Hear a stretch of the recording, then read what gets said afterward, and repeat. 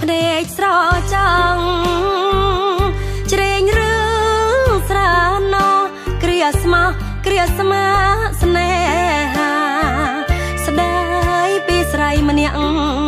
ឈឺចិត្តស្ទើរប្រែអូរាព្រោះតែសង្សារលួចរៀបការចោលមានប្រាប់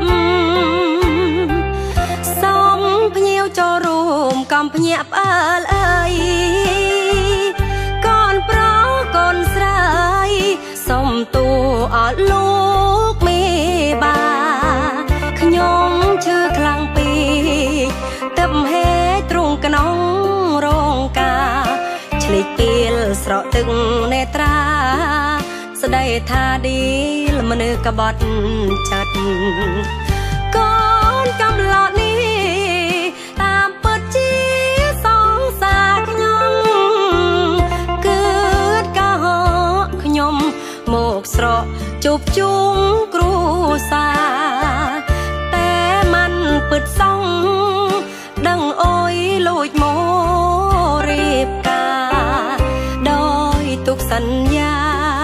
ស្នេហាវិលវិញជុំ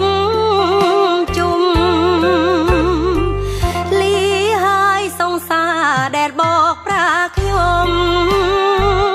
នេះអើយខ្ញុំយំនេះអើយខ្ញុំស្គាល់លោកាคล้ายជាមនុស្សល្ងងលទ្ធផលអូនស្មោស្នេហាជូនពររៀមរារៀបការហើយរអយសុខ